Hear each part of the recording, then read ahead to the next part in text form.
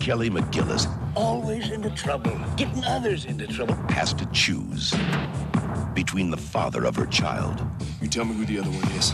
and the man she loves. I won't stay there.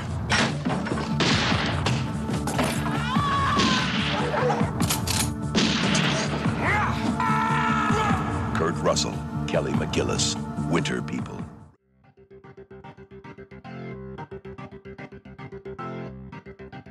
Hello, hello. I'm Katie, and welcome to Retromade, your pop culture rewind. We are going to go back to April of 1989 for the 35th anniversary of the release of Winter People. Since this is a little lesser known Kurt Russell movie, and it's not super readily available to stream, I'm going to go solo today, so hopefully that's okay with you all.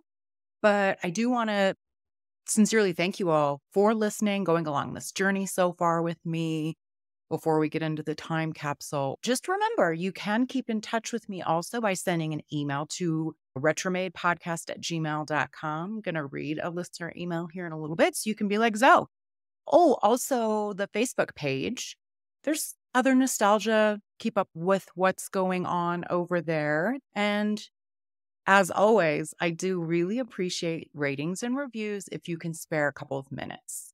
If you're new to the show, welcome. I cover retro movies and the TV, music, and other pop culture of the time. So, in terms of listener emails, this one's long overdue. So this is from Zoe Richardson, and he is from Backlook Cinema, the podcast. I've guested on that. He's guested on this show as well. And he always has very well thought out emails. And I just haven't had a chance to read this one on the show yet. It's actually in reference to the episode that I did with Jamie and Milo covering the remake of Roadhouse, the one with the 2024 one with Jake Gyllenhaal. So if you have not listened to that episode, be sure to mark it to go back to or go listen to that and come back. Be sure to listen to this one as well. And if you recall, we didn't love it. I'll just say that. So I'm synthesizing down a little bit, trying to catch the main points of Zoe's email. It was a lovely email, so thanks again, Zoe, for that. But I'm not going to read the whole thing. So he says, so I heard your review of Roadhouse, and I assume you've seen my video, and I take it that you didn't like it that much. So yes, Zoe, I did see your video, and you guys go check out Zoe's response to the movie.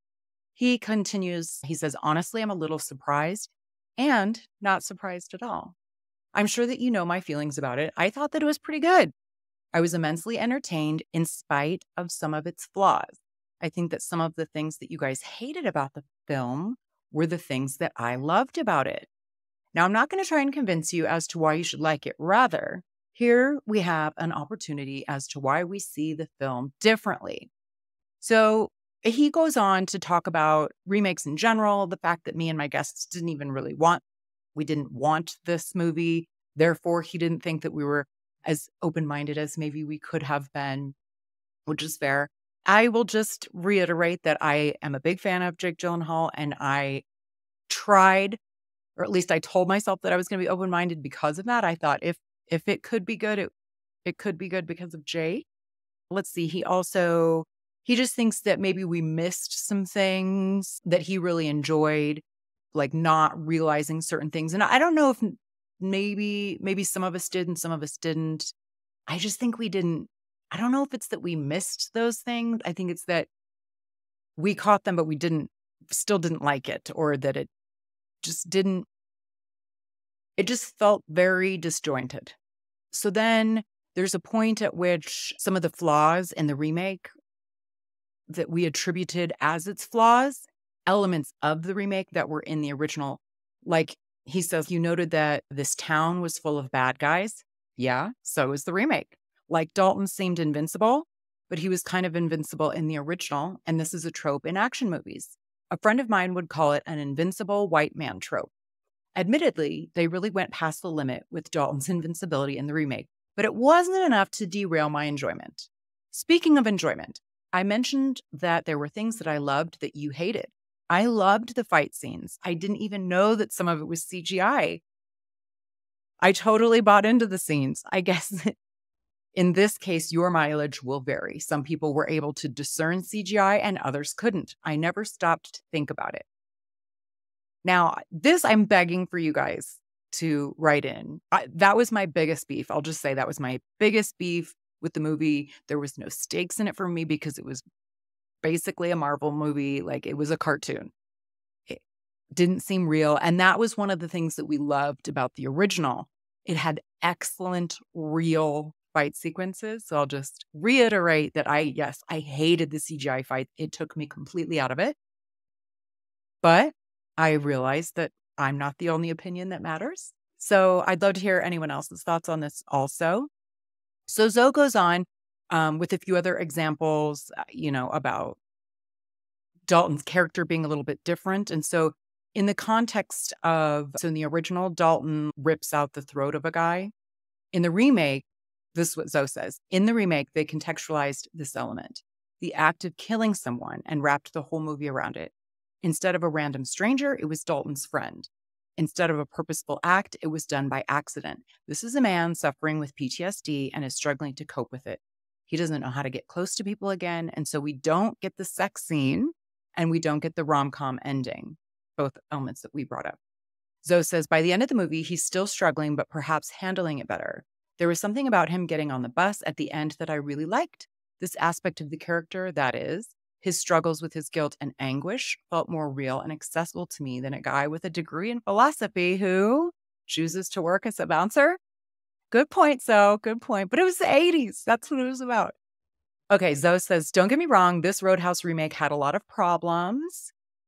There were jumps of logic that didn't make any sense. There were scenes that carried on too long. There were a lot of things that you pointed out that were just bad, and I sort of agree with some of your points. But I also was too thrilled to care. Jake carried the fuck out of this film. More than anything else, he really made this thing work. Before I stop typing, I want to address the comment, no one asked for this, or who asked for this. I'm not a fan of this sentiment, as it's contradictory and illogical. The answer to this question or statement is that no one asks for anything, and you get exactly what you asked for. You'll hate it. The trick is to give you something new and unexpected, yet somehow familiar, and that's what this movie brings. You might like it, you might hate it, but that's the chance that's taken in creating a thing. It has very little in common with the original film, but that's what makes it good. They know the legacy of the original, so they're not trying to create an exact duplicate of the original, rather a new story using elements of the old one. Thank you, Zoe. He has other points. I'm not going to read all of his email, but that's very good points, Zoe. And I will say I attribute some of this to the changing landscape of movies and movie-going experiences nowadays. But I clearly was in the minority here because they are already slated to make a sequel to it. All right, you guys, let me know what you think. Now we can open the time capsule from April of 1989.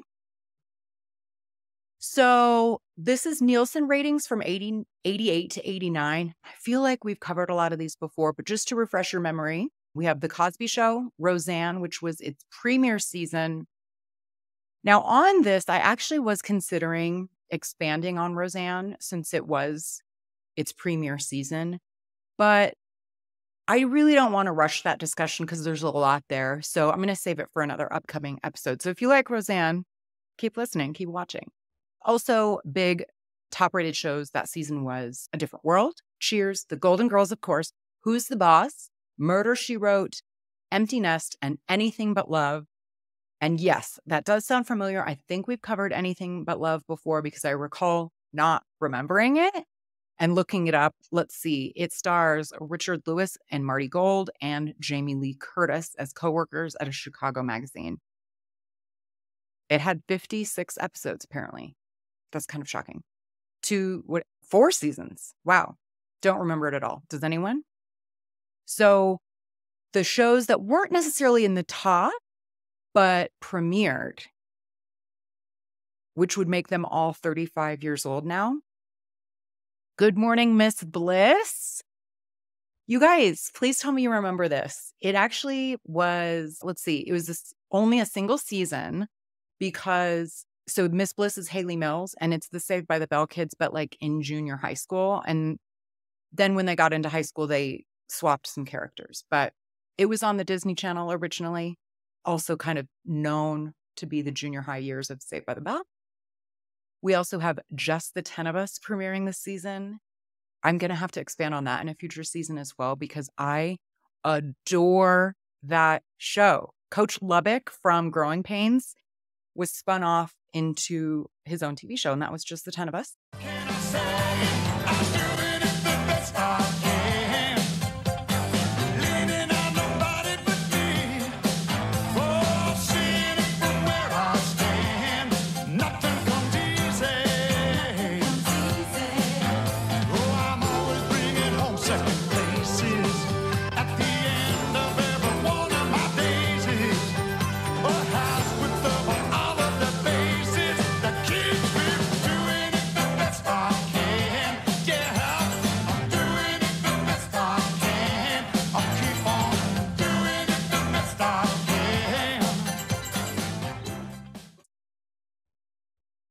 China Beach. Do you guys remember China Beach? Empty Nest, which was the Golden Girls spinoff, also very good. Murphy Brown, Dirty Dancing. Yes, I said Dirty Dancing. So this was a super short-lived series after the success of the movie, Dirty Dancing, of course. But there is not a single cast member from the movie that's in the TV show. But Melora Hardin starred in it. Jan from The Office, Melora Hardin, that's who she is. Let's see, we also have The Wonder Years, Garbage Pail Kids, and Yo MTV Raps. And then some of the shows that ended this season, American Bandstand, Highway to Heaven, Kate and Allie, Small Wonder, Moonlighting, Webster, and The California Raisin Show. Interesting grouping there. Yeah, so that is the popular TV from the 88 to 89 season. Now, the specific week that Winter People came out, April 14th, 1989, the songs that were big, Billboard Top 10. Number one song is She Drives Me Crazy by Fine Young Cannibal. The Look by Roxette is number 2. Ooh, there's a lot of girls. Madonna with Like a Prayer. Oh, God, I love this video. Like a Prayer. Yeah, good one. The Bangles with Eternal Flame. That's a goodie. And Girl, You Know It's True by Milli Vanilli is the number 5 song. Girl, you know it's true. I love you. Yes, you know it's true. I love you. Number 6 is Stand by REM. Number 7 is Funky Cold Medina by Tone Loc. Now, I think people probably assume or just they have good thoughts about that song or, oh, yeah, it's a great song. It's good in theory is what my opinion is because it's the most repetitive song ever. And if it's played at like some sort of a wedding or a dance or something, it's not fun to dance to because it's just too repetitive and gets old real quick. My 2 cents anyway. Number 8, did not know what the song is. I looked it up. Superwoman by Karen White. Does anybody know this song? It is like a sad love song. And after watching the video, it is extremely clear that Beyonce borrowed from this, very much borrowed from this, for her If I Were a Boy video. It's like the same kind of. And I love that video. I like Beyonce's better, but at any rate, number 9 is You Got It by Roy Orbison. And number 10 is Your Mama Don't Dance by Poison. I think this is maybe one of the most varied genre-wise top 10 we've ever had. It's literally a little bit of everything wrapped into it. So, that's what the 80s was. This is 1989. News and events is like mostly sporting things tons of sports news. Do you guys remember WrestleMania 5? Apparently, Hulk Hogan beat Randy Macho Man Savage for the WWF heavyweight title in April of 1989. It was a certain NBA star's last game. Any guesses? Kareem Abdul-Jabbar. And Mike Tyson got in some trouble. He both strikes a parking attendant when asked to move his car, and then separately from that gets a speeding ticket for drag racing his Lamborghini in Albany, New York. Hillsborough disaster. England. Yeah. Okay, so 96 people are crushed to death and 766 people were injured at the Hillsborough Football Stadium in Sheffield, England, during a semifinal between Liverpool and Nottingham Forest. 96 people were crushed to death? Oh, wow. I don't know. I feel like I've heard of this, but I don't remember it well. Also, the Central Park Five, I'm sure you all have heard of them. 5 teenagers were wrongfully convicted and each spend between 6 and 12 years in prison for the violent rape of jogger Tricia Melee in New York City's Central Park. And this is one of the most widely publicized crimes of the 1980s. And yes, they were wrongfully convicted. I think one of them is in New York. He's on the city council or something like that now, I want to say. George W. Bush and Edward W. Rose become joint CEOs of the Texas Rangers. I did not know this. Did anyone else? Massachusetts declares New Kids on the Block Day. And this is wild. 1989, you guys, April. The World Wide Web, WWW, is first launched in the public domain by computer scientist, anybody know his name? Tim Berners-Lee. I did not know that. A couple of famous weddings happened in April. John Bon Jovi weds his high school sweetheart, Dorothea Hurley, at Graceland Chapel in Vegas. Also, actor and comedian Robin Williams weds nanny Marcia Garces at a private ceremony in Lake Tahoe. We have a couple of deaths, though. American boxer Sugar Ray Robinson. Now, I don't know what the deal is in boxing, why everybody is named Sugar and Sugar Ray. Like there's a Sugar Shane, there's a couple Sugar Rays. What's the story with the sugar in boxing? Does anyone know? Anyway, I don't think I knew Sugar Ray Robinson, but he was the world welterweight champion from 1946 to 1951. He was the middleweight champion from 51 to 52, also in 55 and 58. And he dies of Alzheimer's disease at age 67. And that was in April of 1989. Lucille Ball died of a heart attack at age 77. And Sergio Leone, the Italian director who invented spaghetti westerns, for example, The Man with No Name trilogy, he died of a heart attack also, but he was only 60. All right, let's move past the sadness with other big movie releases of the time. Field of Dreams, Pet Sematary, Major League, K-9, The Dream Team, Say Anything, She's Out of Control, and Cyborg. I don't realize, I sort of thought Cyborg was not a hit, but it must have been pretty big. It was one of the bigger movies in April anyway. All right. Well, without further ado, let's get into the movie.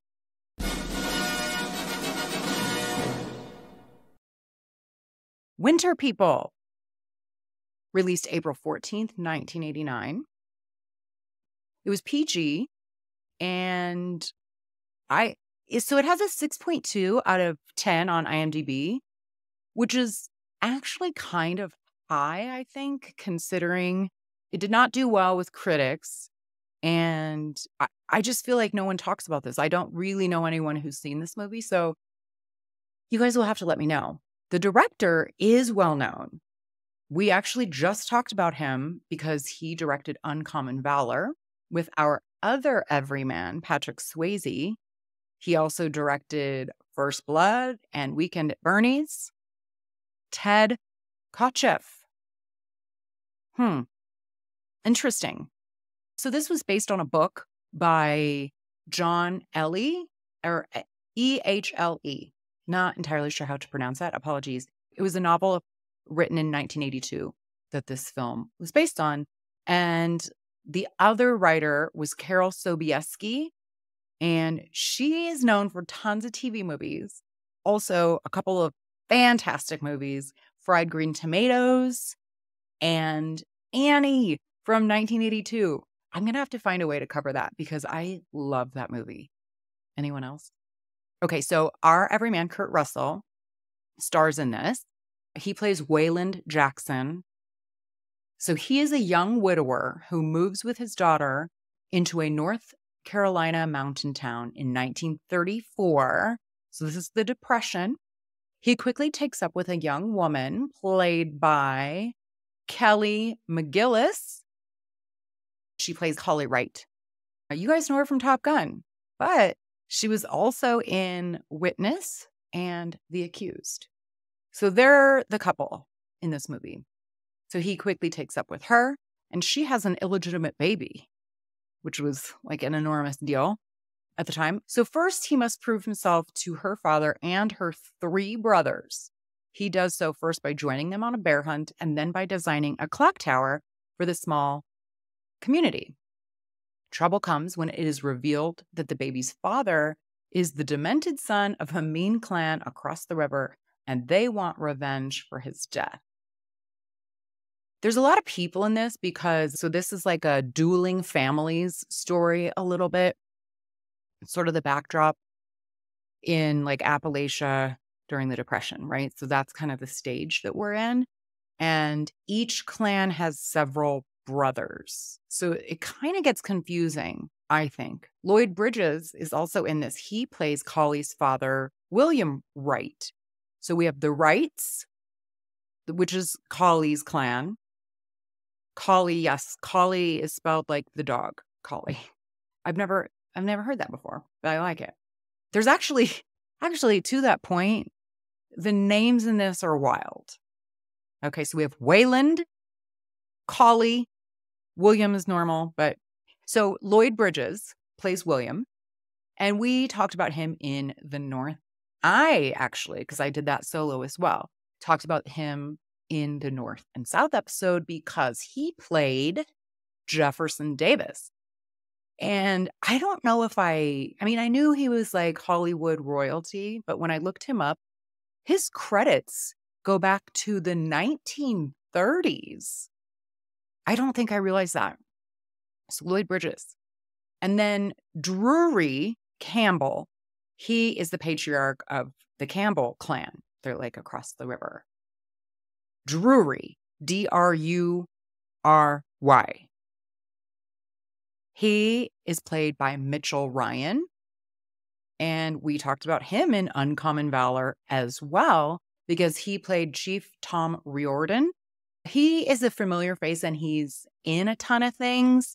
You definitely know him. He has that, despite him playing in this, not necessarily like a regal person, he is typically playing like a regal older man type role. I'm pretty sure he played Greg's dad in Dharma and Greg. And he was also the general in Lethal Weapon. So that's Mitchell Ryan. Now, Paula Jackson, Wayland's daughter. So his wife dies and he moves with his daughter. Paula, she is played by Amelia Burnett, and she did not continue acting. Like, this is it for her. Annie Wright is played by Eileen Ryan. Does anyone know Eileen Ryan? It did not ring a bell to me, but she is Sean and Chris Penn's mom. So there you have it. Now we have another brother, another Wright brother. So we have William as the dad, Collie, daughter, and then here are the brothers. Gudger, yes, like the names are wild. Gudger. He's played by Lanny Flaherty. I don't know if I'm pronouncing that right. Sounds very Irish. Not well known, but his parts tended to be like always sort of that just disheveled looking old timey outlaw type, sort of what he usually plays. Another brother, his name is Young. Like he's Young Wright. At first I thought they were like just saying like the young Wright boy, but no, his name is Young.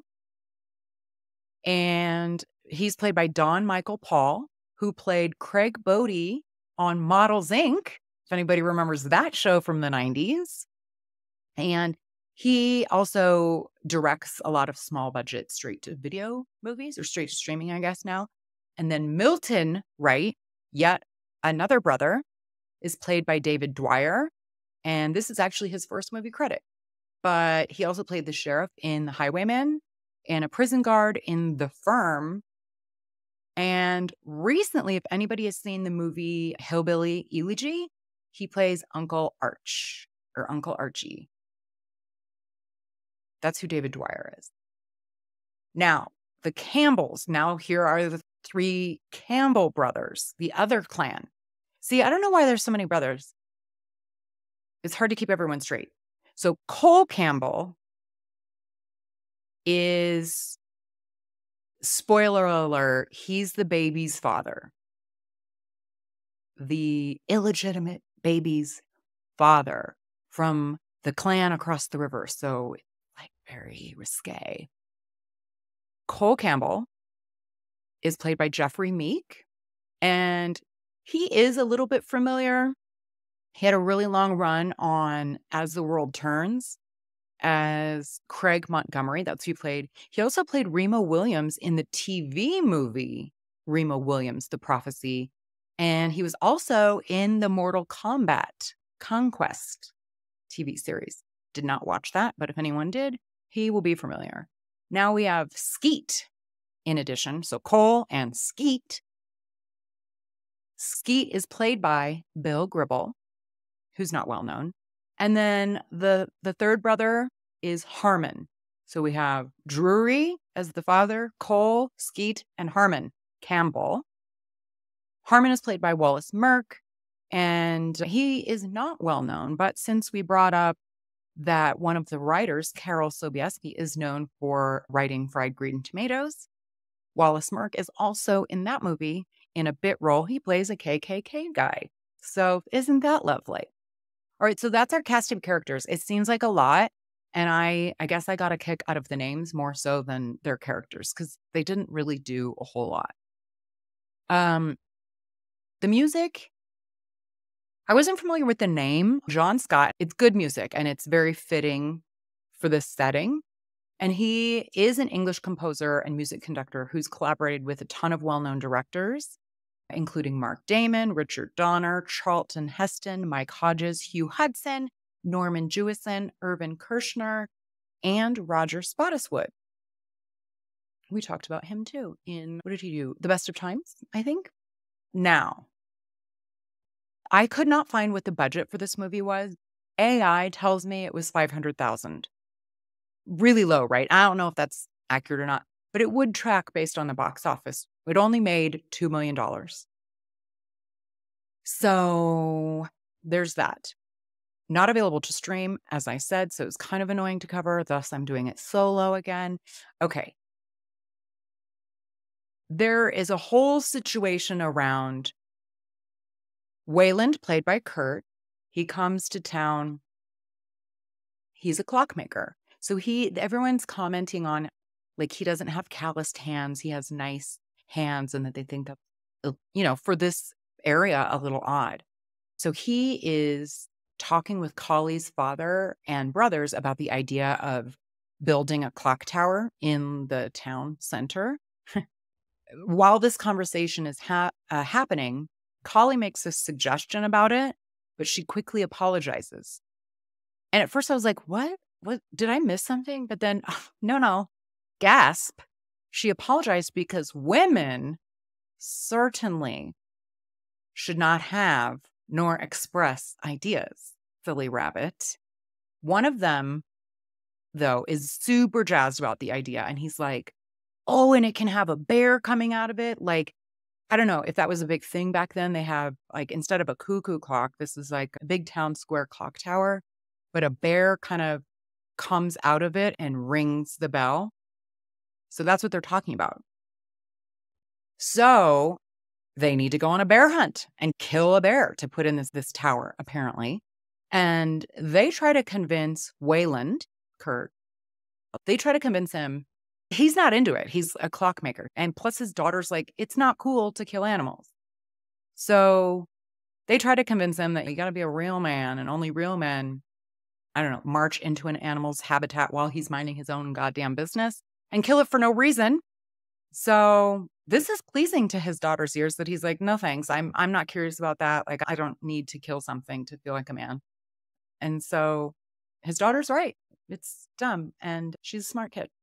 But what doesn't make sense is then the next scene, I feel like there was some editing issues or something, or the story just was cobbled together oddly, because the next scene is he goes. He's like all happy and they're getting ready to go. And Collie and the daughter, because they're staying with Collie at her house and with the baby.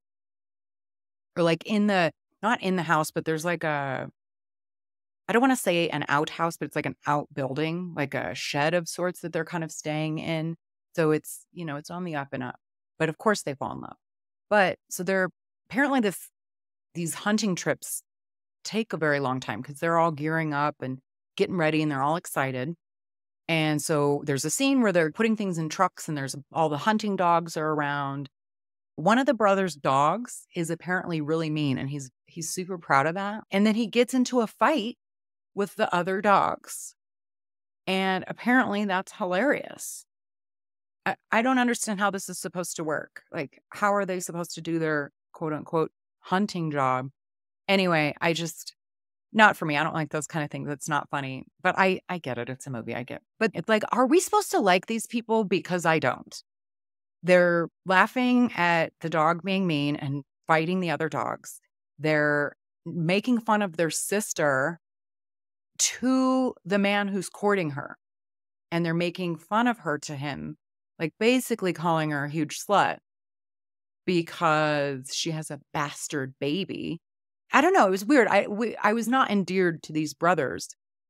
And then Wayland, somehow there's a whole sequence of they attack the bear. So then the bear obviously is trying to defend itself. And Young, one of the brothers, is in danger. And so Wayland ends up being kind of the heroic one, jumps on the bear's back and is like just with a knife going to kill it. And then Greg shoots it. And then they proceed to argue about who gets credit for the kill. So they get their bear, they kill their bear. This will come back into place later. So hold on to the fact that they get their bear. And the purpose of this bear hunt was that they needed a bear for this clock tower. Okay? Let's remember that.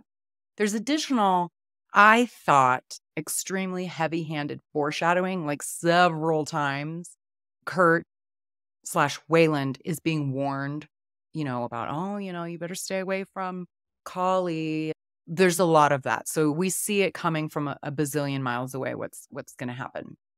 So Cole Campbell, the youngest of the Campbell brothers, from, again, apparently feuding families. We don't ever see anything, like even a little bit of a backstory about why they feud.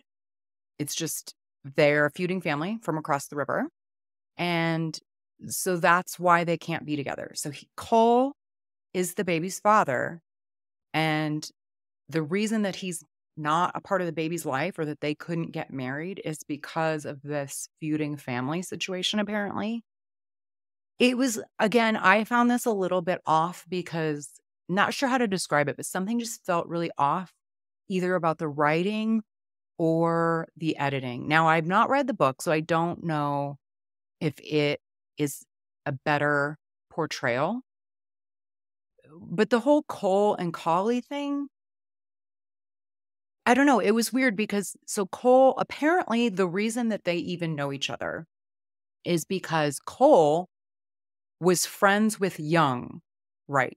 Young, as in Collie's brother, Young. But the Campbells have no knowledge of said friendship at all. So there's that. And then Collie, when she's telling Wayland about the baby's father and how that happened, she indicates, I thought, unless I got it completely wrong, but the way that she's telling him about it is that it was not a consensual situation. But then, and so, okay, that tracks, okay? And we see Cole being kind of a shithead, not kind of, a major shithead. He's really got his anger is a bit out of hand. We see him being violent towards Collie. We see her, he even like later in the movie attempts to rape her. So we don't see them, and she's like hesitant to kiss him or be near, like she seems afraid of him. But then she also says in another scene, in more than one scene, I think, that they actually really did want to be together, but it was the family dynamic that they couldn't, and that she loved him. So I don't know. I'm not really sure what I am supposed to think, or maybe I'm supposed to have, mixed emotions about it, perhaps. I don't know. But Cole ends up dead. And his dead body does arrive at Collie's house because his horse knows the way to Collie's house. Everyone comes there to view the body and to mourn him after he's already in a coffin and everything, which seemed odd to me. Like, why wouldn't he be at his own home, especially given the rift between the families? Like, they couldn't have moved the coffin to Cole's house across the river. I don't know. That seemed odd to me. But you'd think now would be a great time to maybe have the police called. This dude ends up dead. People are suspicious of how that happened. But no. This is not the type of people, nor the time to call in the law. No. This is a vengeful people. This is a eye for an eye type people. A life for a life style revenge that never ends, right? You kill my person, I kill your person, and on and on and on and on and on, right? There's a famous saying about that, right? An eye for an eye leaves the whole world blind, something like that. Okay, well, what to do about this revenge situation? Because obviously the Campbells either think that Kurt Russell's character, Wayland, was responsible for the death, or one of Collie's brothers, right? So they're having this discussion, and she's going to lose the love of her life because he decides that he'll take the blame and leave town. And he thinks that that will kind of solve the problem. If they think he did it, but now he's nowhere to be found, they can't kill him. End of story. But he also has the daughter. So is the daughter going to stay with Collie? What's the situation? I don't really know. But the next scene is we see this dramatic scene where Collie with the baby is like in cold winter time crossing the river to go to the Campbell household, and she wants to make a deal with the patriarch Drury that she sort of asks, like, does a life for a life have to be a life lost? You see where she's going with this. This is your son's child. I am now willing to give him to you to raise. Therefore, it's an even trade, a life for a life, quote unquote. So she makes this deal, right? And obviously she now goes into a deep depression. Wayland stays by her side.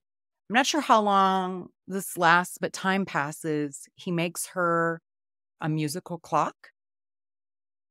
And they are actually engaged to be married. And so he's trying to get her out of this depression. He goes to the Campbells' encampment and tries to ask them, like on a human level, hey, in the springtime at Easter, Collie and I are going to get married. Would you please at least bring baby Jonathan to the wedding so she can see him one last time or whatnot? This is not well received, and they sort of shoo him out of camp. So he's like assuming that the answer is no. Then, it's springtime and it's now a combo ceremony. We have the wedding ceremony combined with the unveiling of the clock tower in the town square, right? Well, what do you know? Somebody's coming along on the horse with a baby, and Drury does, in fact, bring the baby to the wedding. Gives him to Collie, and she's holding him and crying, and the end. So at first, I thought Kurt asked him to bring the baby to the wedding, and he thought about it and was like, I'll be a human and at least, bring the baby to his mother's wedding. But then I thought, well, maybe we're meant to believe that this is like a major act of kindness and that their feud is over, because does he actually give back the baby? He decides it's not fair. He's being a good person, the bigger man, shall we say. So I don't know. What do you guys think? Do you think that he's being the bigger man, giving the baby back to her, or is he just bringing the baby to attend the wedding? What do you think? Also, don't forget about the bear in the clock tower. The bear that comes out to ring the bell in the clock tower is not actually the stuffed bear that they killed. It's just like a figurine of a bear. So I don't know. I was really let down by that. What was the whole point of the bear hunt? Why'd you kill that bear?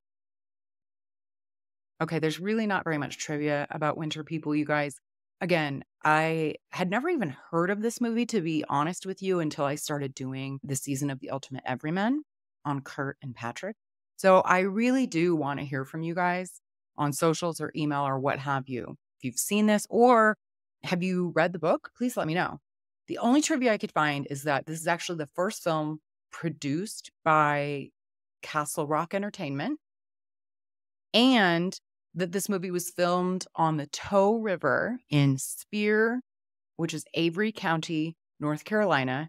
And apparently, I don't know how true this is, that the current residents still talk about meeting Kurt Russell and Kelly McGillis, and they especially remember how kind Goldie Hawn was to the local residents. I would like to think that's true.